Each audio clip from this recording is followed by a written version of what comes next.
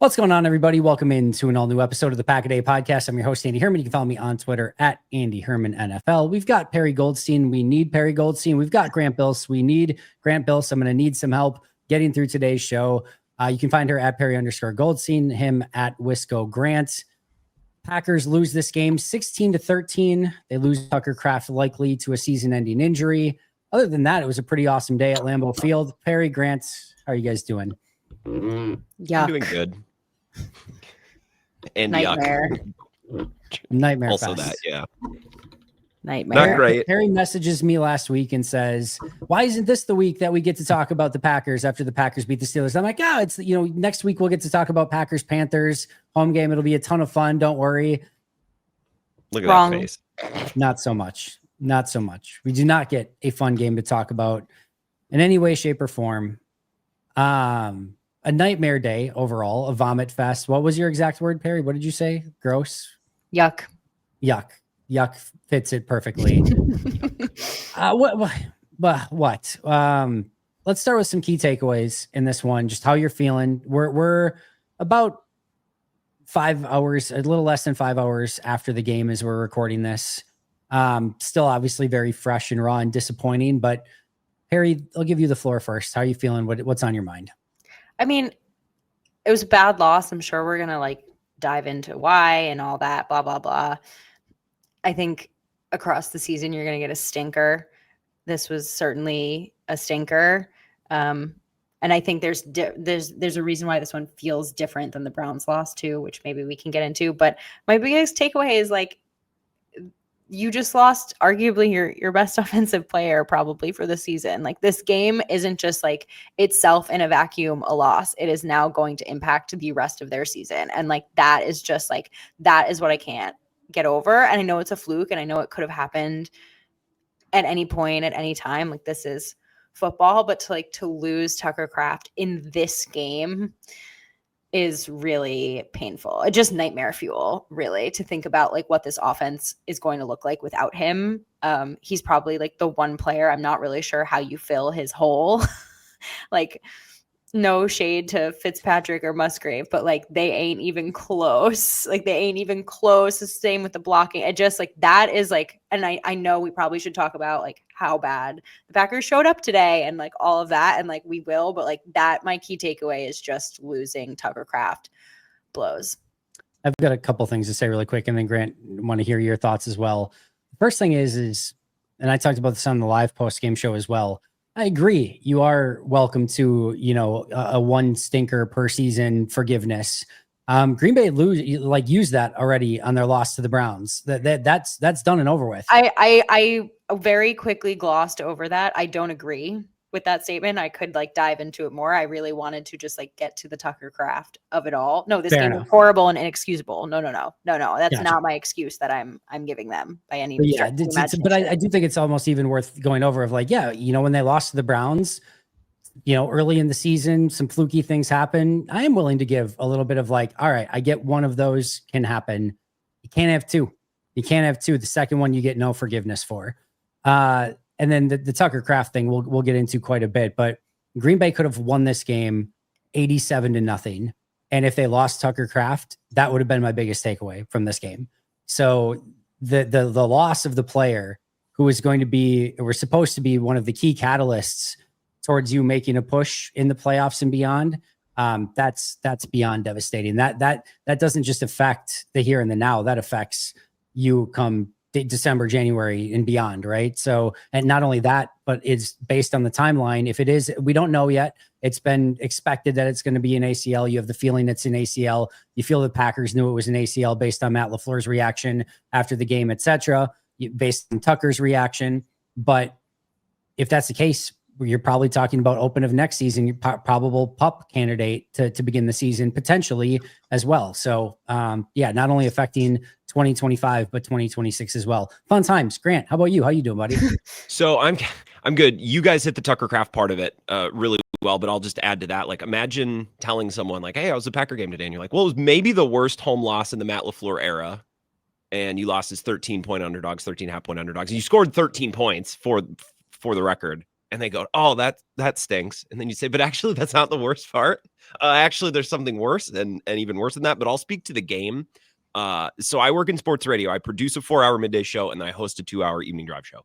So I like read a lot of live stream comments, so many, and take a lot of calls and screen a lot of calls. Like I'm in it. Okay. I'm listening. And I think Packers fans, at least on our network and the shows I work on, have been really, really upset after the Cleveland loss, after the Dallas game, and then also after Cincinnati and Arizona, and even a little bit after Pittsburgh, because even though Cincy, Arizona, Pittsburgh, those were wins, we've been waiting for that wall-to-wall, door-blowing, dominating start to finish performance. They hadn't had it yet. And all week on my show, I talked about this game as this golden opportunity. Cincinnati, I think looking back, maybe a little bit better than we thought. Winning by 9 isn't terrible, whatever. Arizona, I think, is a better team than their record would indicate. It was a nice comeback. They had some nice moments. Pittsburgh's like an 8 out of 10 type win. If they blew doors off of Carolina, let's say they win 30-10 and they finally turn together that performance, all of a sudden you look back over the last month and you're like, don't look now, but they've won 4 in a row out of the bye. They've gotten better every week. They're building. And now you get an extra day off this week. And the next portion of the season starts with this Monday night game against Philly. Like, it just would have been a perfect Sunday to get the exact win we've been waiting for. And not only did they not do that, they probably played their worst game maybe at home of the LaFleur era. And they got their, best, most probably important player other than quarterback hurt on offense. So yeah, it's a horrible loss, but it's made even worse in my perspective because of how great a big time win could have been. Like, it's such a missed opportunity to really put your best foot forward and have Packers fans and everybody feeling a certain way that maybe they've been wanting to feel over the last month. So that's a huge bummer on top of it all too. Is not just a bad loss, but it was such a great opportunity for a great win. And an opportunity to gain separation in the division with Detroit losing on the day. Now, thankfully, Detroit still lost on the day, which is potentially very helpful down the road as well. But it's tough to even look necessarily at that stuff right now when, you kind of look at yourself in the mirror first. You're just like, this is not a good enough team. And I talked about it all week. I said, hey, if Green Bay gets out of this game and has one of those wins, like if they Fitzgerald misses the field goal at the end and Green Bay gets the ball in overtime and goes down and scores, or, they end up winning by 3 in overtime or whatever, it would sucked, been disappointing or whatever, but I'm not going to apologize for that. It's a win in the NFL. I would take that win. But I said going in, I'm like, I need at some point to see this team go out and play a 4-quarter game. And at some point, the best teams in the league, at some point, knock out some opponents. Just a nice punch to the face. You're out. It's a total knockout. And not every week. Win. Yeah, exactly. You're there right. At some point. Yeah, at some point. Not every week, but at some point. And like the Bills just did to the Panthers. Yeah, like the Bills did to the Panthers a week ago, right? And so you look at this game and you're like, you start looking at the schedule too, and you're like, I don't know, maybe one of those Minnesota games, maybe New York, like maybe you can get that big win in one of those. But like, this is kind of the one. You're at home against Carolina. Credit, by the way, not to take away from anything, and I'm only going to spend a second on this, but I thought Carolina played really well, specifically on defense in this game. Rico Dowdle was great. Their backup offensive lineman stepped up, and I thought on defense, they were everywhere. It felt like everything that Green Bay called deep, short, intermediate, they were on top of. So I did think Carolina played a really good football game and had a great plan against Green Bay. I'll also say, I talked about it this week. Teams that lost by 30 plus the week before were 3-3 the following week going into this and improved by over 30 points on average the next game. And in last week, they lose by 31. Today, they win by 3. That's a 34-point difference. It's right on track with what we've seen from these teams coming off 30-point losses so far this year. But I thought Carolina played well, but at some point, Green Bay, as a team that we wanted to see play well and just beat the snot out of a team, not only didn't do that, not only just couldn't get the job done, period, and just picking up even a quote-unquote bad win, they have a really bad loss. In a team that, this will just be my kind of takeaway too, the weirdest possible sort of just like statistical breakdown of this game even, because you look at this, for example, Bryce Young. I tweeted this one out right before I came on. Bryce Young started this game 4 for 4 for 36 yards. Like, he was clicking on all cylinders. And they got no points out of it. No points out of the 4 for 4, 36-yard start from Bryce Young. After that point, for the remainder of the game, Bryce Young went 7 for 16 for 66 yards, no touchdowns, an interception, and won the freaking game.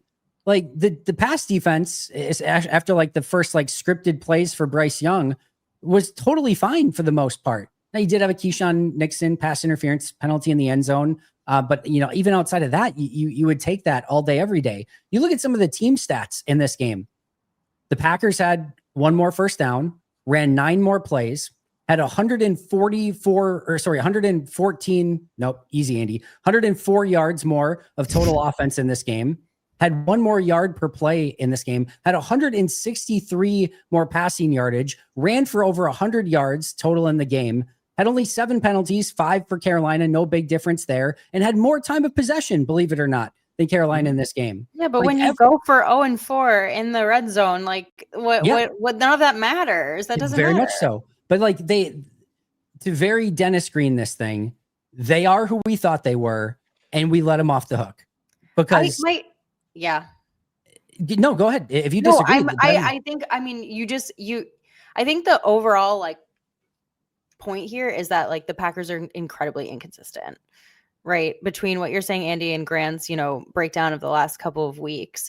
And when you can't trust that they're going to go in like and be who they are or who you think that they are, then you're going to get games like this. And I personally find it very hard to take them seriously when they look like this against Carolina at home. At home. I can't get over that. It wasn't even in a way. It was at home. And their first home game in a bit too. Like it's not like they've had a bunch of home games. Like this should have, and the throwbacks look cool. How do you not get up for this? How do you not get up for this game? I'm glad you brought that up because it was something I was watching very early on. It was also Jordan Love's birthday. Very early on in the game.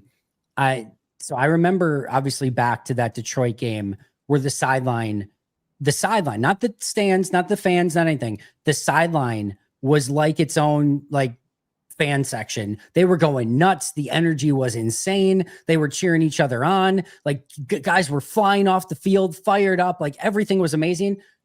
It looks like a funeral. It looks like a funeral on the sideline when it was 0-0. I'm not even talking when things started to go bad later. I'm talking like earlier, like just guys, you know, kind of just standing, just watching, waiting for something to happen. No energy. They just played a great signature win the week before. It's not like they're depressed on a losing streak. On the road, they just had an awesome moment. Yeah, you're at home. You know, I don't know. I wouldn't say the crowd was like bad. They seemed like a fair crowd coming into this game, and you gave them nothing to cheer for throughout the course of the game. And even in like late in the game, there was "Go Pack Go" chants. The crowd erupted when they got the tying touchdown and things like that. So when you gave them anything to cheer about, I thought the crowd was good. There was barely any Carolina Panthers fans in that stadium. It was like it had to be like 95% Packers fans. And yet the sideline was just dead. The sideline was dead. There was no energy whatsoever, and it carried over to the field. It's weird. It's very weird. And I know that we're going to get into the Matt LaFleur of it all. This week feels like, I don't want to say a turning point. There's been a lot of people, you know, barking about Matt LaFleur. This week feels like that really picked up. Greg Olsen on the broadcast, like constantly was like, what are they doing? Why are they running the ball? Why are they doing this? Why won't they do this? So Greg Olsen was loud and clear. But the thing that jumped out to me was Pam Oliver's sideline report coming into the third quarter. She goes, I spoke with Matt LaFleur and he told me that this is the exact type of game that we expected. Or like, I even wrote it down, like, because I wanted to make sure that I had it right, because it plays, I think, so into our frustration, maybe with Matt LaFleur, if you're someone who's frustrated. It says, Matt LaFleur says the game is playing out just how we thought. That was the quote. And I'm like, what? Well, if this is what you expected, you're obviously not prepared for it. But also, like, you should have expected better than this. You're 13.5-point favorites at home. Like, you should not be in a dogfight at half thinking, this is what we came here today for. Like, no, you should have had a higher bar for what your team is capable of in a spot like this. So whatever, it's a throwaway comment maybe to a sideline reporter, but I heard that. And I'm like, oh, I don't love that if that's truly how he feels and how they came into this game and how they're thinking right now. I don't like that at all. There's been a lot of comments about him like keeping quote unquote the training wheels on still of this offense. I'm not sure like what people mean by that. I mean, that can be taken in a bunch of different ways. I assume maybe it means on Jordan Love, which at this point, I'm not sure why Matt would be doing that considering everything we've seen from Jordan. I mean, he had like one of his worst his worst interception I've ever seen him throw today. Yeah. But so this is a bad time to be making this comment, but like, especially after coming off the Steelers game where he was absolutely on fire. Like, why on earth would you quote? And like, he might not be. Like, if he heard this comment, he'd be like, I don't know. That's not kind of how I'm game planning. I love my quarterback. I trust my quarterback. But like in my head, I don't understand A, why they weren't more aggressive on fourth down in this game, and B, why they didn't go for 2 when they scored. Finally. And I don't know if that's like, these are completely unrelated things to this comment, or if it's all, to me, it feels all related. Like, what's with the training wheels? So the training wheels, I think, is in the belief that this team is still trying to make it a Josh Jacobs first offense and trying to maybe run through him a little bit more. I mean, in this game, Jordan threw 37 times, Jacobs ran 17. So I don't know that that was necessarily something, but even in those 37 throws, like the third and 4, for example, where they throw the swing pass to the outside and they lose 4 yards. Shoot that into the sun. Just let Jordan cook. Like, just let Jordan go. You don't need to try to outsmart the other team. Just trust Jordan. Like, call a normal play and let Jordan go. Like, just and like, you can have him scramble for it if he needs to. Like, he is capable of making plays within this offense. And it just felt like, no, we're gonna try to throw this quick bubble screen instead that loses 4 yards. I will disagree. I don't think they should have gone for 2 at the end. I think what happens is you miss and it gets really complicated really fast. And if you make, you really incentivize now the Panthers, where they're going for it on all 4 downs and everything, like, to get into field goal range. Whereas, like, if you hold them 3 and out, now they punt. If you're up by 1, you now are, like, they're going for it. And like, you're just giving them almost more chances and more incentive to go down and have to get into field goal range. So okay. I personally would go with the extra point there. I mean, it's not even here nor there, but like, the game should have nowhere even been in that situation at that point in time. Also on the fourth down, if anything, I think the 4th and 8 was a really brutal moment in this game where they're going for the touchdown on 4th and 8, following a 4th and 4. They get the 3rd and 4 swing pass, lose 4 yards. It's 4th and 8, and you're going to need 2 scores to win the game. And if you miss there, or sorry, if Carolina goes down and scores any points at all, it's game over basically at that point. You're putting a ton of pressure on your defense. And even if you make it, you're not guaranteed to get the touchdown, even if they pick up the first down there. And then on top of that, you're again going to need 2 scores ultimately to win the game. So I'm not saying go for it on every single. No. And I understand. I'm not saying that. The choice there was obviously a bad choice, but there were previous 4th downs where I was like, this is shorter yardage. Like, you could be more aggressive and go for this instead of kicking. And one of those was the one that McManus missed. Totally fair. Can I say the aggressiveness around the 4th down stuff? Like, I went golfing today because I needed something to do after this game. And like, watching Matt LaFleur this year and last year make 4th down decisions and just general decisions or game flow choices when it's like, should we be aggressive or should we be more conservative? It's like me and a lot of people with their putter. Like, you're either hitting it way too soft, and you're like, you got to hit it. And then you smoke it 30 feet past the hole. And like, there's no middle ground. Like, it's either, why is he so scared? Oh, 4th and 8, and we're going to throw a YOLO ball into the end zone. Like, he just can't find a middle ground with aggression. And I think that applies to 4th downs, but also like end of half situations, and I don't know if that's just a run of bad luck for him, where the aggressive decisions he makes aren't working, or I don't know how he finds equilibrium, but this goes back to last year too. And I thought he had a really bad year making, 4th down and goal or punt decisions, those types of things. Yeah. Just a couple other things. And that the one thing on the 4th down decision too. And another reason I just really hated it was they had all of their players like out in that moment. Like, it was Romeo Dobbs and then like a bunch of backups that were on the field at that point. So even just, again, kind of knowing your personnel, I didn't really like that one. And to your larger point, Grant and Perri, it almost just feels like no matter which side of the coin he's been on, and I think you laid it out perfectly, Grant, he's been wrong. Yeah. And some of that is luck. Some of that is you make the right call, it doesn't work, and then everyone loses their mind. And that's a part of this, sure. Some of it is that. But it's just remarkable how when he's been ultra aggressive, it's blown up. And when he's been ultra passive, it is blown up. It just, again, he has not been able to find that sweet spot in it at all. And this, I think, was another kind of great example of it. I don't know I will say this. Matt's talked about a lot of times of like, sort of trusting his gut in the decision in the moment. I don't think that that's a good enough. I don't think that's a good enough. Like, you have to be based in something. Are we going to be an aggressive team?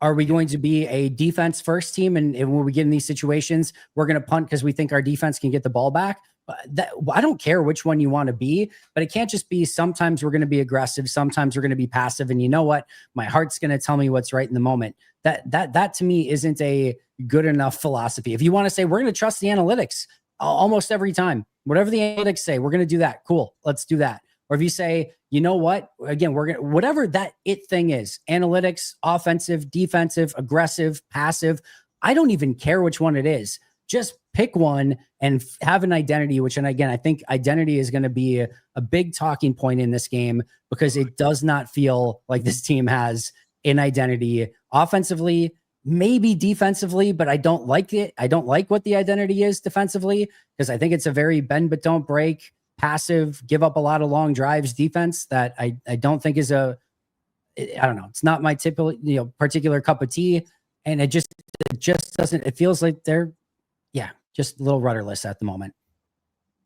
If you have a background, or if you have we're going to be ultra aggressive like Dan Campbell, or we're going to be conservative, or we're going to go with the analytics, you're going to be right and wrong plenty of times, but at least you know who you are and you can make all your other decisions around that thing. Correct. You know what I mean? Like, you can't build a house and do all of these other things if you're not very sure of your foundation. So so like, I like that point of view, Andy. I don't even care what it is, but just pick something. It doesn't mean that you can't occasionally stray from it, but absolutely have a little bit of an idea of what you're going to do. Let's talk about something positive for a second, then we'll get back. There's not going to be much for those of you who are looking for sunshine and rainbows or a bunch of positivity. I don't think we're probably going to be a ton of that today, but we'll try to get to some. We'll sneak in some things. Jerseys were cool. I like the jerseys were cool. I did like the jerseys. Let's talk about our Luigi's Pizza player of the game. Grant, I'll let you have the floor first. Do you have a player of the game in this one? God. Okay, I'll start so you guys can think. You go. Yeah. I got Xavier McKinney, 9 tackles, sack, forced fumble, interception. Even without the interception play, the sack play, I thought he was flying around the field, making tackles, being where he was supposed to be. That they were using him in a few more fun ways in this game, and I thought it paid off for them. So I thought X was my player to watch in this game, and he paid it off. I thought he was one of the better players on the day, and a day that didn't have many to celebrate. Grant, Perri, anyone? I guess Josh Jacobs. I mean, Xavier McKinney is the correct answer. We don't have to choose a different one either. If we want to just go with X across the board, we can certainly do that too. Well, we can. I thought Josh Jacobs, I was surprised he was able to do as much as he did, because I thought he looked really limited the last couple of weeks, and they went to him a lot. And I thought he looked markedly better than last week. So I'll say Josh Jacobs. Other than totally whiffing on a blitz up the gap. Was that on? Andy, you're the watcher of all 22. Was that Jacobs or was that Jenkins going the wrong way on that play? I haven't seen it on the. You have to check out the film. Listen to this guy. No accountability. He has to check the film. All right. I'm gonna have to go back to the film on that one. And I was at the game, so I didn't even get to see like it on TV. So like when you're in the press box, you can't see it. I've rewatched. I've rewatched 3/4 of the game. My guess is that play happened already, but I don't know if I got to see the replay of exactly what happened. Maybe it was a fourth quarter play. I don't know. Subtle flex that he's in the press box. Yeah. Right. So yeah, I don't know that I have one. I thought maybe a few guys on, like, I don't know, Edge Cooper. 8 tackles. Always looking good, always doing what he's supposed to be doing. I just thought this game, like, especially on defense, like, it just really lacked any level of like explosive. I mean, I know X got the interception, but like in the end zone, I don't know. There was just no like moment today that I was like, okay, yeah, this defense like came to play. Yeah, no, I'm right there with you. We'll go X, and then a slight hat tip to Josh Jacobs, who had 21 touches for 100 yards and a touchdown in this game as well. But they're big free agent additions from last year, which have been so far a lot better than their free agent additions this year. No Luigi's Victory Pizza today, but go get your Luigi's Pizza wherever you find your favorites frozen pizzas in your grocer's freezer aisle. None better than Luigi's, Wisconsin made, which you can't go wrong with real Wisconsin mozzarella. Try that pepperoni, the thin crust pepperoni, crispy crust. It's the absolute best. It's not going to get erase a Packers loss, but it'll make you feel a little bit better. I promise. Check them out over at luigispizza.com. The big one on our Habish Rotier injury report, of course, is Tucker Kraft. When you're injured, you shouldn't have to count on a Hail Mary to get your life back on track. Trust the legal team at Habish Rotier. They have decades of experience helping clients receive the compensation they deserve. With Habish, doing the legal heavy lifting can focus on healing. When it comes to well-established and respectable injury attorneys, you're going to want to use Habish. And it's so incredibly easy. When you call Habish, you'll talk to a lawyer directly. Their number is 800-242-2874 or 800-2HABISH. Of course, you can also visit their website at habish.com. Habish Rotier, national reputation, hometown service. We talked about Kraft a bit already. The torn ACL is what the fear is and is likely for him.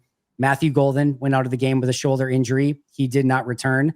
Colby Wooden went out. I can't remember what the exact injury was. He did not return, but he did. I think it was a shoulder as well. He did state in the locker room after that he's going to be good to go for Philadelphia next week. Now, sometimes players are a little bit over exuberant on their status for the following week, but Wooden said he's going to be good to go for next week. Aaron Banks also left with a stinger. He did not return. He did keep his pads on, was on the sidelines, and was never ruled out of the game. So I wonder if that was like in an emergency situation, they would have been able to put him back in, but they didn't want to based on his injury. We'll have to kind of keep an eye on him this week as well. But Kraft, the brutal stab in the back, kick to the nuts, heartbreaker. And then Matthew Golden, Colby Wooden, and Aaron Banks, the other injuries in this game. Any other thoughts on injuries? Aaron Banks had been so healthy up until this point, so I guess you just go, oh, shucks. Bad luck sometimes. He's taking the Marshawn Lloyd school of how can I get injured in a new and unique way this week school of thought. I hope Matthew Golden is not serious. I really do. I mean, they're going to need him even more now, but it feels like they're like floundering a little bit on like what to do with him. I think Greg Olsen was also kind of talking about this on the broadcast, but I was thinking about it a lot, Grant, because you were listening to, like, now that Christian Watson's back, it's like, what's his role? And I don't know. I've been kind of like waiting for that breakout game that hasn't come yet. There's like, I think it's there, but I don't know. Not that I think he's going to fill the Tucker Kraft role, but when he went out, I was like, damn, another one? Like, well, he's just been getting pounded behind the line of scrimmage because that's the only thing I'm doing. What would I'm you not do? sure why they're doing that. Why like use him downfield? Well, this is what you say. What should we do with Matthew Golden? Not what they're doing currently. Yeah, like well, anything other than what they're doing currently. I'm like only he gets asking open. that question because what they're doing right now isn't working. He gets open. And I'm surprised that he didn't pull in that ball surrounded by 3 defenders today. I bet that's a play that he makes a good amount of the time. Like, he's got great downfield skills with the ball. He gets open. He separates. Now, I understand not all the targets are going to go his way, but what's frustrating is the only targets that are going his way are like, well, who's that for? You know, like I always think of the Ben Cafferty quote from Veep when Kent does something stupid. He's always like, who's that for? Like, what is this service? Like, who are you doing this for? And it's always these little checkdowns, bubble screens. That's not his bag. Yeah, and also like those weird jet sweeps they try to do with him. Now that they're like giving those to Savion Williams, which I actually think makes more sense for Savion Williams. But like, sure, what is this? Jaden Reed from last season? Like, come on, like I don't like it. And I'm not anti-jet sweep. So many people are just anti-jet sweep. I'm not. I'm anti-jet sweep in week 8 if it hasn't worked since last year. Also, Savion Williams, I just don't need to see him on offense. And now look, if Tucker Kraft is hurt, that changes things.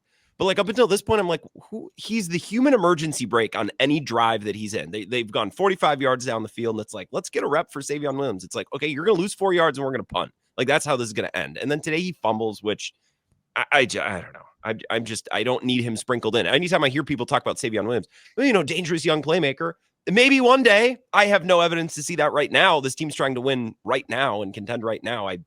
And also, why is he the rookie getting more opportunities than your first round pick who can like actually stretch the field? I don't know. I don't get it. I don't get it. Sorry, we segued into offense already. No, Andy. I'll just add on top of that. This is in no way, shape, or form an excuse. So please, nobody take it that way.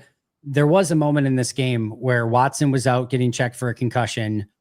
You've got Tucker Kraft out with his ACL likely. You've got Wicks and Reed already out in the game.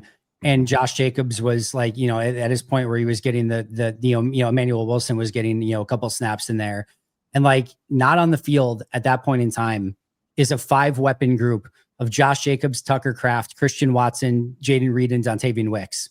That's like a unbelievable starting offensive weapon group, and it's all out and not at your disposal. Now, Watson eventually came back and played a good chunk in this game. Jacobs was obviously healthy. He was just getting a rest at the time, but you're left on the field with Emmanuel Wilson, John Fitzpatrick, Romeo Dobbs, Malik Heath, and Savion Williams. That's what's left. And even Bo Melton got sprinkled in there, I think, on a play or two as well.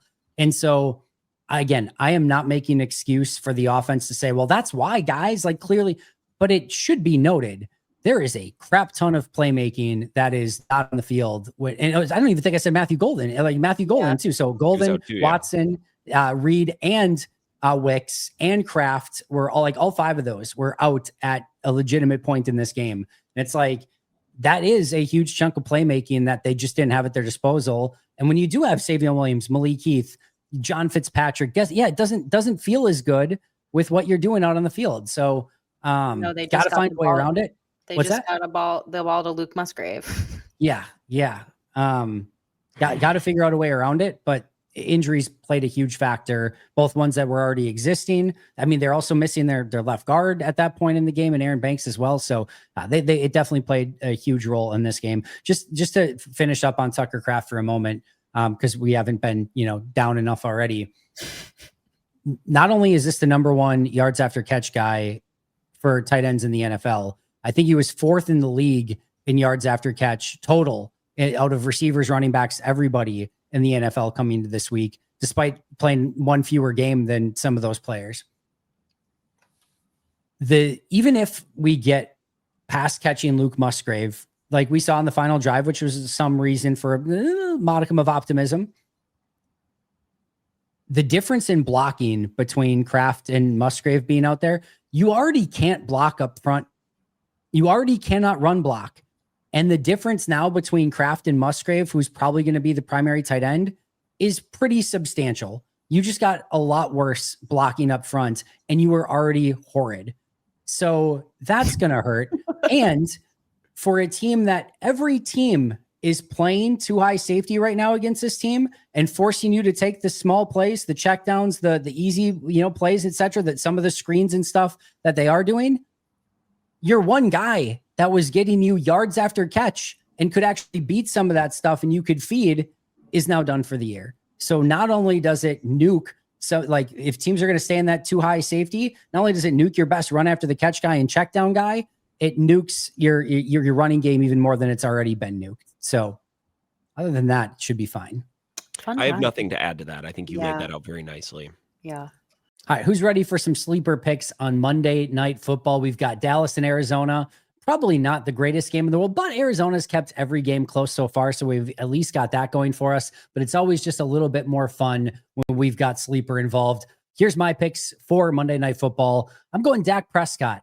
Fewer than 267.5 passing yards in this game. Arizona's defense has been pretty stout, pretty tough. I know Dallas offense has been unbelievable, but I'm going to expect that Dallas runs the ball effectively, stays a little bit more balanced, and Dak ends up a little bit lower than that 267.5 mark.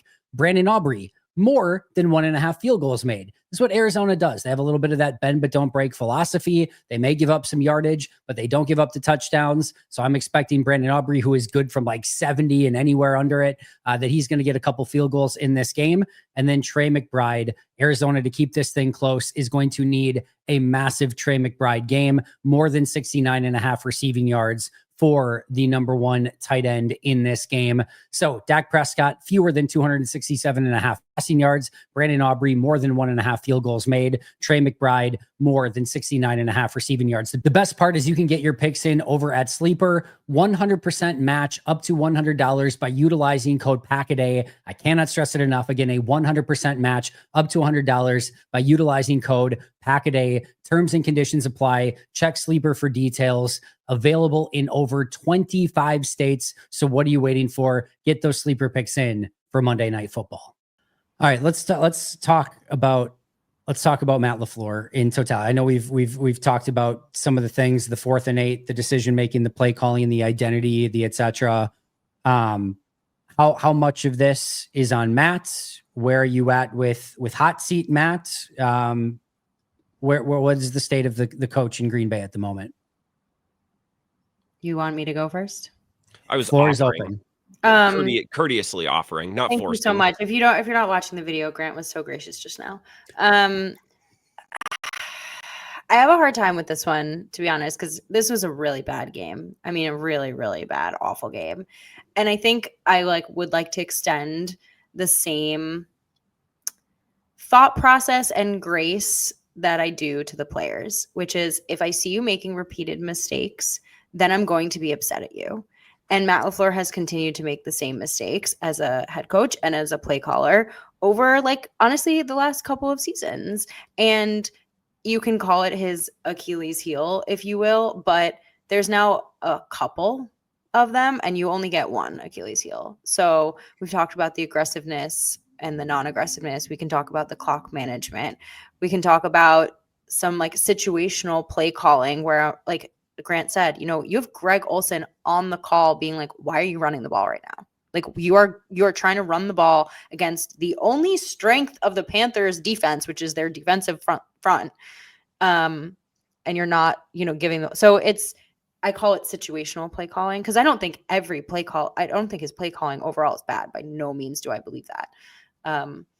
But then on the flip side, he obviously is, he knows how to win football games. The Packers win football games. So same as I do with players and with the offense and the defense, when we talk post game, I'm like, course correct. And I think you're good. Continue to do this and, lose playoff games because of it.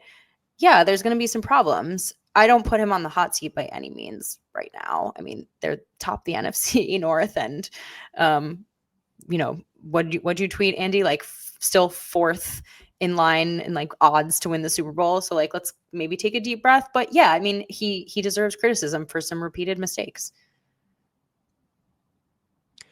I thought that he regressed last year. I thought he had a bad year last year. And part of that was Jordan Love's injury. And I think that made things weird. But throughout the season, I'm like, the fourth down decision-making hasn't been there and the challenges and just stuff like that. And I remember at the end of last season being like, yeah, it wasn't his best year, but I still think he's a really good coach. And good players have down years, right? I think coaches can be similar in that way where it's just, you didn't have it this year. And I thought that we'd see some course correction this year, fourth down decision-making, right? Situational play calling. I like that phrase that Perri used.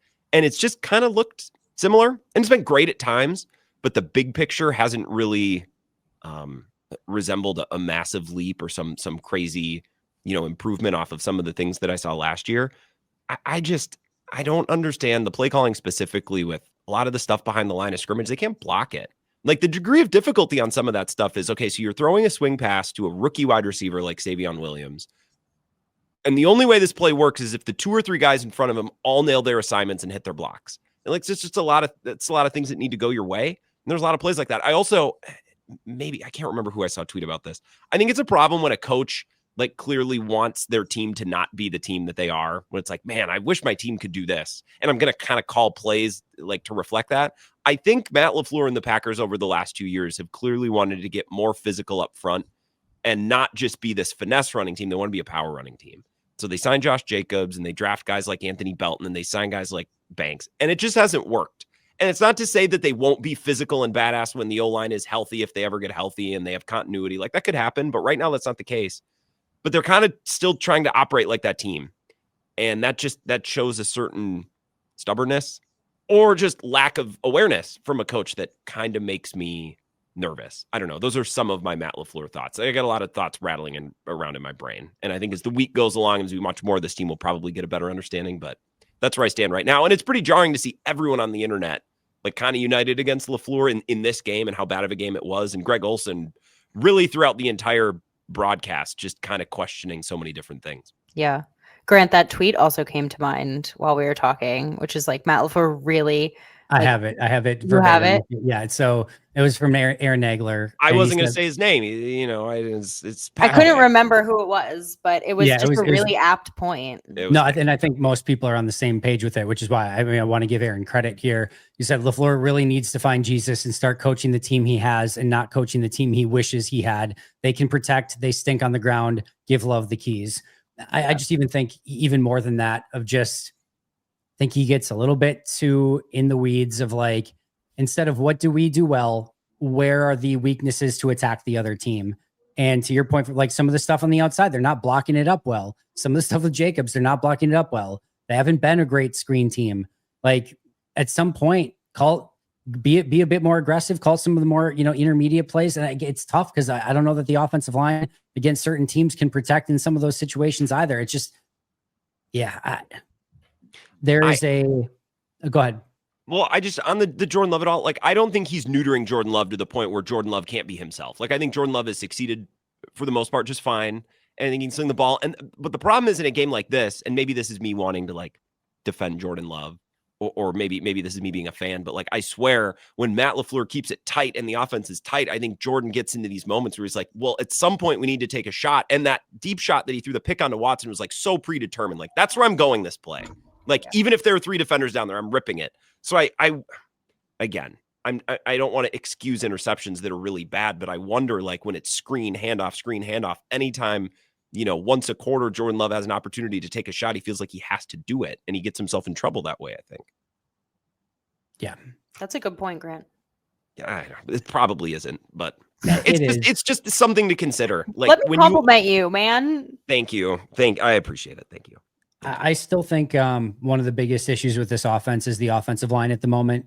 And I think a lot of the execution comes down to that, specifically in run blocking. But I think there are some issues in pass protection and some of the blitz pickups we saw today as well. I think this is just as much execution as it is play calling at times. I think there's times Matt's calling the perfect play. Some of those receiver screens, by the way, the one where Savion Williams fumbled on, that's a run pass option. You're basically doing simple math.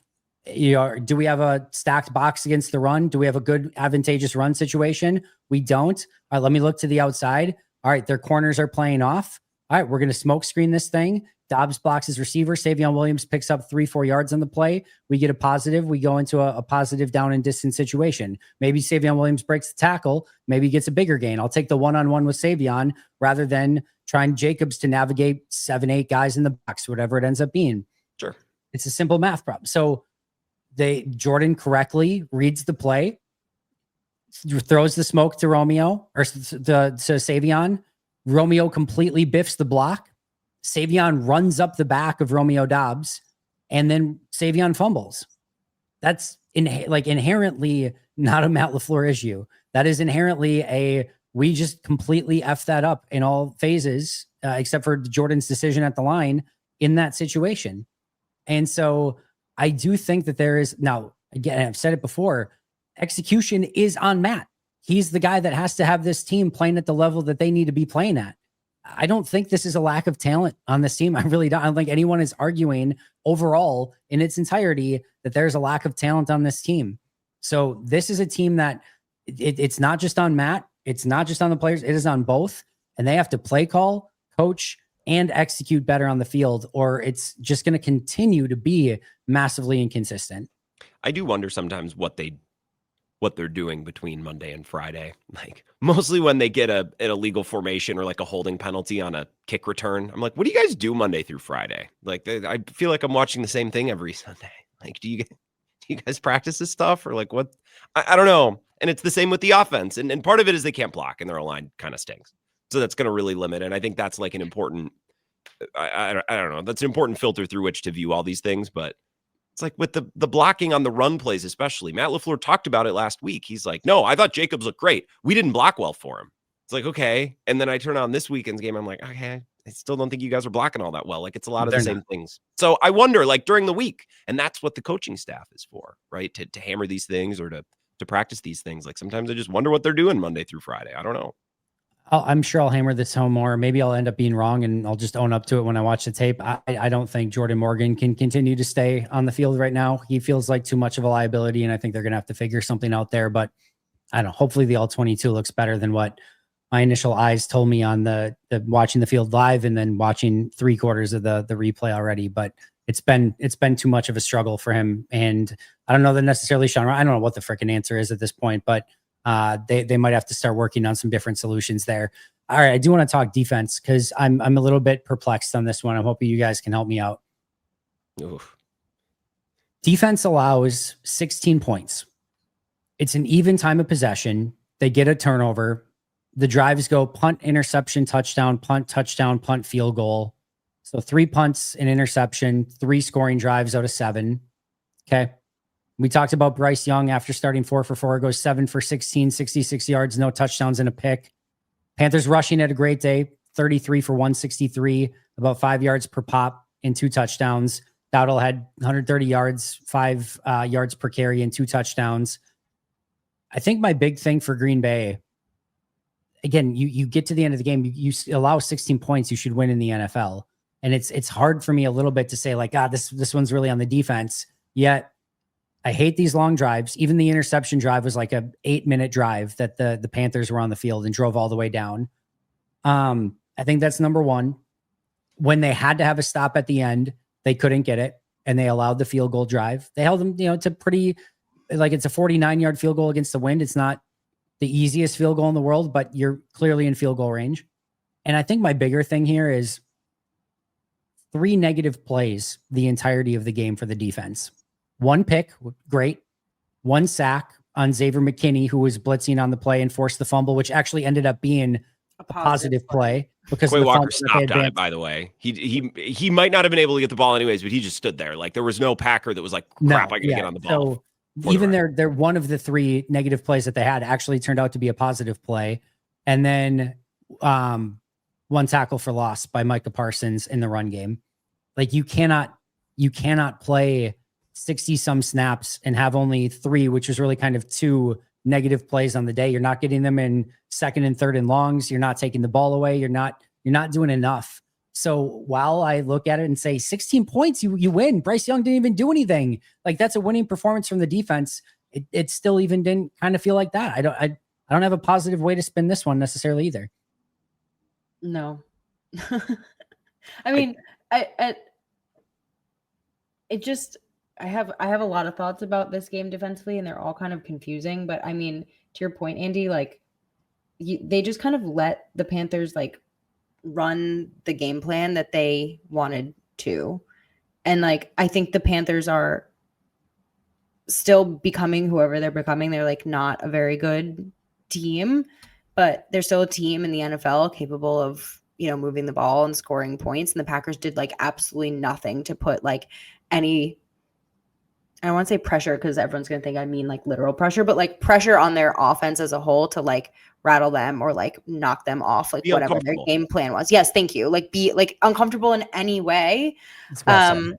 And yeah, I mean, no 3rd and longs, no, negative plays on early downs to like make them throw. They didn't force them to do anything that the Packers defense wanted them to do.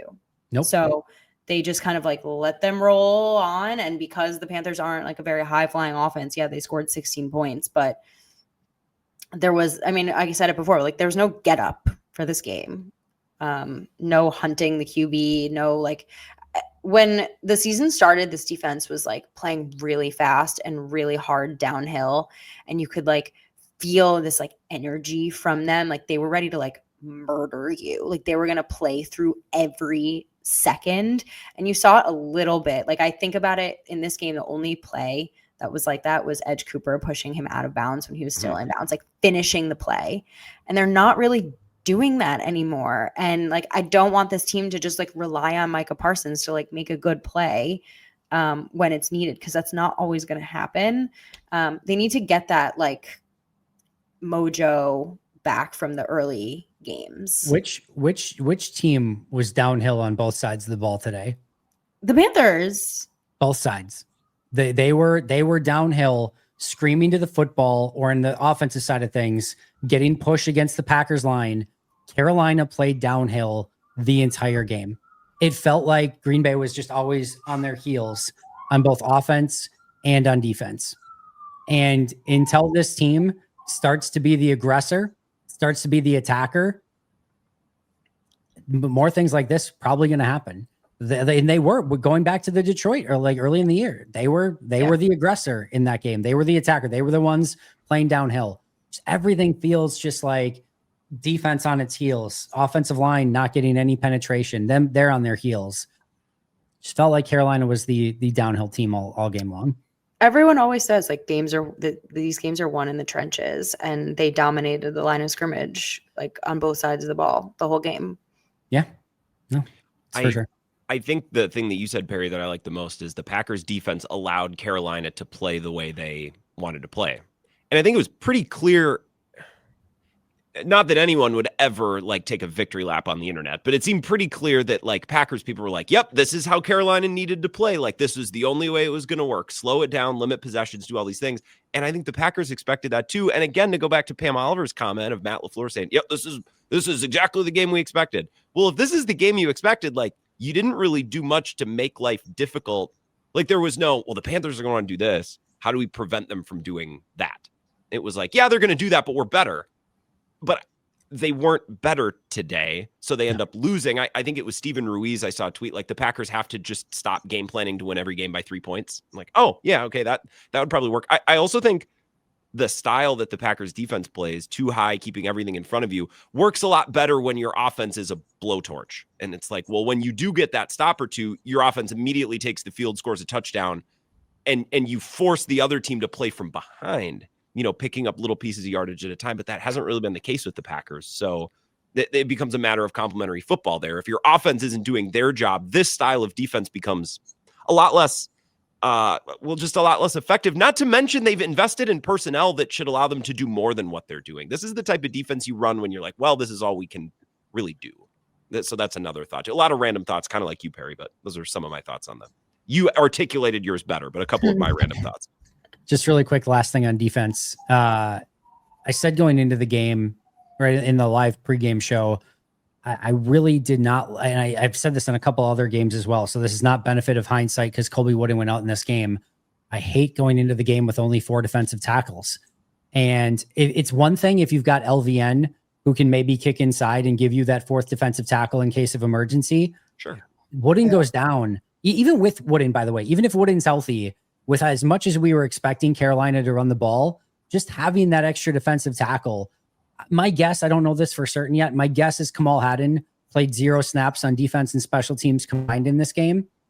Warren Brinson would have played about 25, 30 snaps had he been active in this game. He would have played at least probably 15, even without the Colby Wooden injury.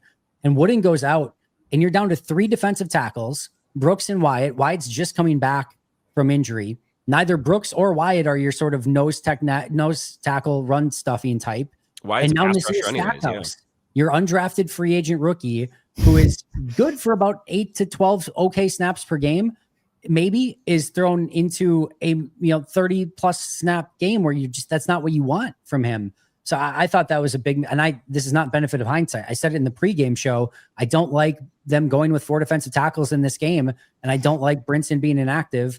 I think it really hurt them in this game, and especially with the Colby Wooden injury as well. Special teams, just really quick. There was the illegal formation on Bullard, which didn't hurt them because they kicked again, and they actually got him even further back than they did on the initial kick. Outside of that, the only real big issue here, which was a big issue, was the McManus missed field goal from a very makeable range. And so I didn't think that outside of the missed field goal, the special teams did anything really noteworthy, good, bad. They had 1 return past the 40 by Savion Williams.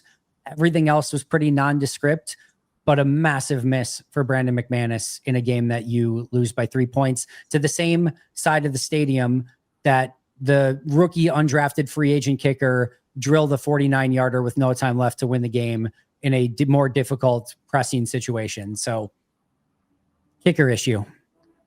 Yeah. I don't want to do this. I can't do Harrison versus McManus. I can't either. Just like it's obvious, but like those 3 points are huge. Like they lost by 3. The 3 points are huge. I don't know. I just like a lot of teams don't have reliable kickers. Maybe that's where we're at right now. We just don't have. It feels like this year everyone does have a reliable kicker. It feels like everyone's making 70-yarders in their sleep. And we're missing 41-yarders. Well, the Packers have 2 losses and a tie, and they have 2 blocked field goals and a missed field goal in each of those. And they've tied and lost the other 2 games by 3 points. Mm-hmm. There you go. Cool. Good segment of the podcast that was. What's next? I don't segment brought to you by Nothing. I just Absolutely don't nothing. again, I'm a part of 6 hours of Wisconsin Sports Talk Radio a day. The Haversick McManus thing does nothing for me. I don't want to open up the phones and take calls on that. That doesn't interest me. Like, just figure it out. I don't even care which one you pick. Pick one and just, I don't know. I'm not interested. I will say, I think I go with Haversick next week. I think I don't cut McManus yet. I think I put Haversick out there next week, and it's his audition. And if he goes perfect, I think he's the guy. And if he doesn't, I'm just going with McManus the rest of the year and hoping for the best. But I think I give Haversick a chance next week. Fair enough. I don't know. I don't feel great about it either way. But it's a shocker. We don't feel great about the Packers special teams. All right, really quick, a couple speed round ones. Trade deadline's Tuesday. Tucker Kraft likely out for the year. Does that change your trade deadline trajectory? Do you want to see Green Bay trade for a tight end? Corner still top of your list? Defensive tackle, guard? Should they just sell the entire team off and try to get as many picks as they can? Where are we at? Sell for next year? Well, if this is how they're going to play defense, don't go spend big on a corner. Why? You know what I mean? Like, you're allowing completions underneath, and there's a time and a place for that. I'm not like, it's a defensive style and it's clear they're choosing to play it, but like, don't go, blow big, pay big freight for an elite corner just to do what you're doing now. Tight end, yeah, but who? The Raiders going to trade Michael Mayer? Yeah, maybe. I don't know. That was my thought too. I'm like, okay, yeah, but also, like, who are you trading for, and is it worth it? Probably not. I had, Tommy Tremble, Michael Mayer as potential options. Don't know that either does much. Zach Ertz, maybe.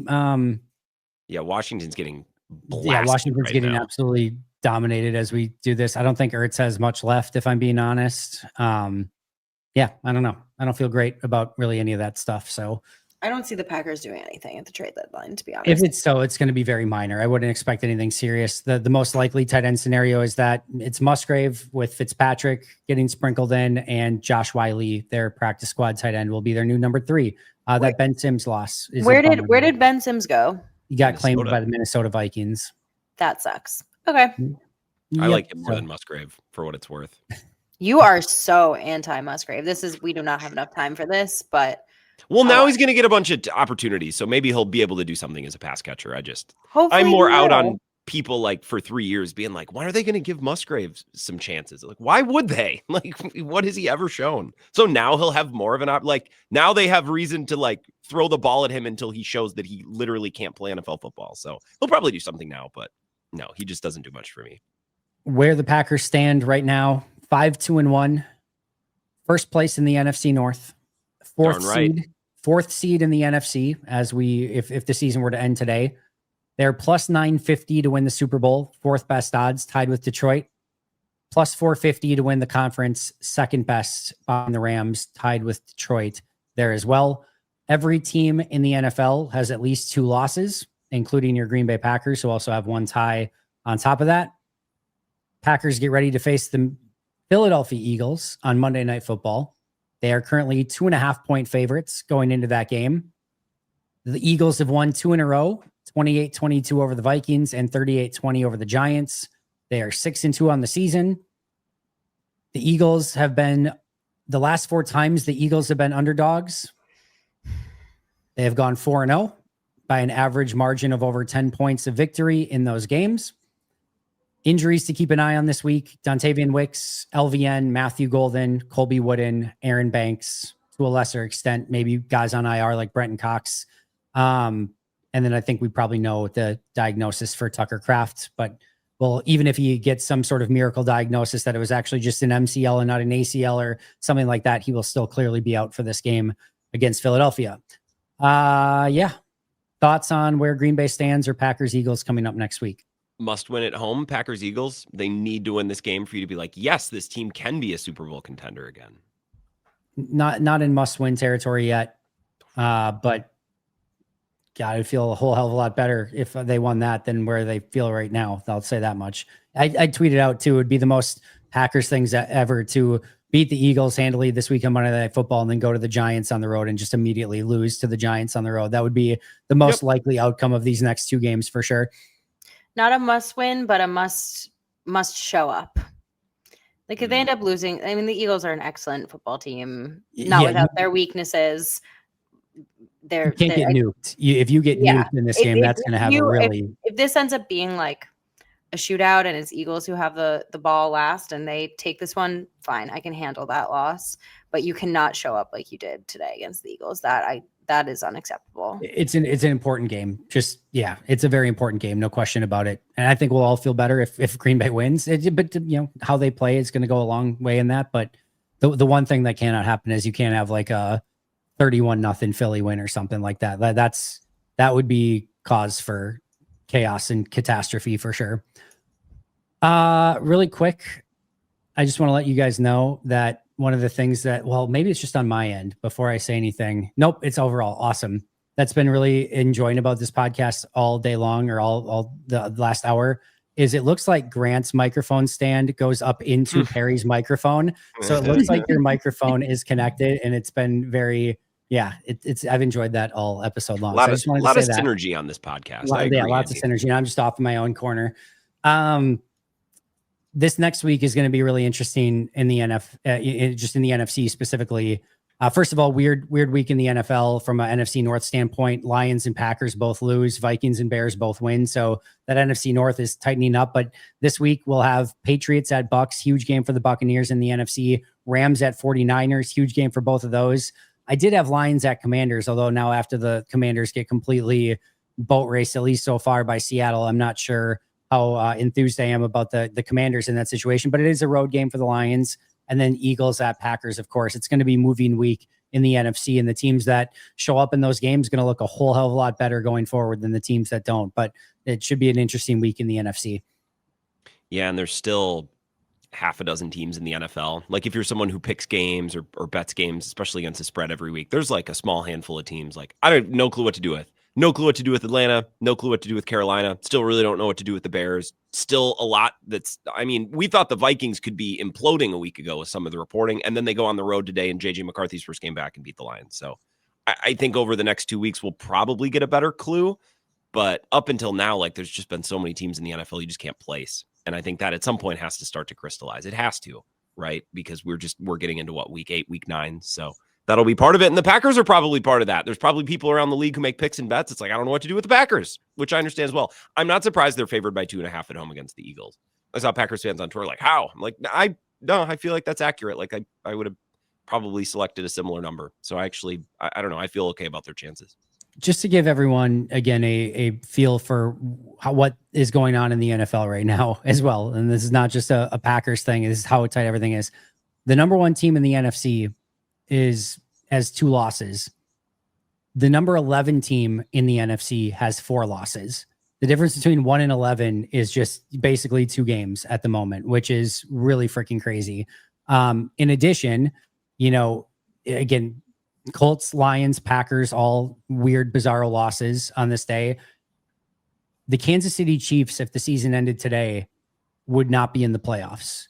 So just to give you kind of an idea, they would be the 8th seed right now in the AFC, and not in the, and they lose the tiebreakers to the teams that sit at 5, 6, and 7 in the AFC at the moment. So that's where things are at there. The Bears, who are a half game behind the Packers, are 3rd in the NFC North and would be out of the playoffs. And the Packers are the 4 seed. So everything is condensed. Everything is tight. Everything is really hard for most teams every single week. And it's chaotic. Doesn't excuse, again, a second game like this, like we've talked about, but it's a very weird NFL right now. And if you don't come with your A game, and Green Bay clearly did not today, game with like a minus game at best, you're going to get handed your lunch to you. And Carolina did, and they deserve the win. I don't think, like, this is not one of those games where I look back at it and be like, well, the wrong team won. Like, Carolina was the better team on the day. Like, this was not one like Carolina escaped somehow with a win. They outplayed Green Bay for 4 quarters in that game. I think they were smarter too, which maybe is something that concerns me. Like, I think they had a great idea of what they were going to see and what they needed to do, and they showed up on the road and really executed it. And that kind of worries me a little bit, maybe more than a team showing up flat and just getting pushed around, because that does happen sometimes. It shouldn't have happened today, but it does happen sometimes. Before we get to our final thoughts and plugs on our way out, just want to shout out Alchemy Wealth Management. Huge thank you to them for sponsoring today's show. Retirewithryan.net. Get your financial future in order. Perri, this is for you. Start working on your retirement. Go to retiredwithryan.net. Get your free retirement consultation with Ryan. Start building your future today. Perri Goldstein, you will thank me later. Ryan's awesome to work with. Available for not just Perri, but Grant as well. And all Thank Packer you, fans. by the way. And Thank yeah, you. hey, I've worked with. Don't work on your future, Grant.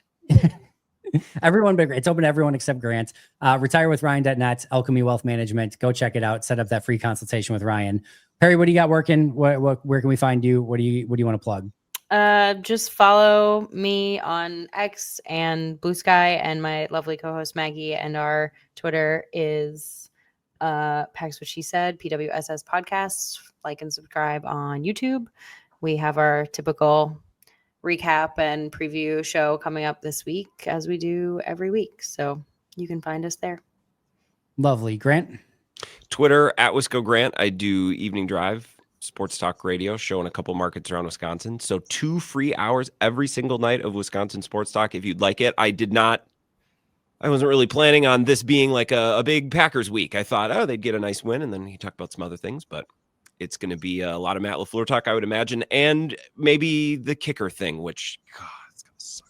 But it'll be fun. It's all good content. So if you are listening and you're tuning into the Wisco Sports Show this week, definitely ask Grant about the kickers. He wants to talk kickers, so make sure to do that when you get the opportunity. It'll make you feel better, and it'll make Grant feel great too. So a lot of kicker questions for Grant this week. I cannot thank you enough, both of you. I wish this was a little bit more therapeutic. I wish I left this feeling a little bit better. Usually after losses, we do. I don't have a lot of cheery thoughts after this one. This is a bummer of a game. It's a long season. It's a marathon, not a sprint. Whatever. Blech. Go Pack, go. Thanks, Andy. I appreciate you guys. Follow her @Perri_Goldstein. You can follow him @Wisco Grant. You can find me @Andy Herman NFL. That will do it for us today. But until next time, and as always, go Pack, go. Go Pack, go.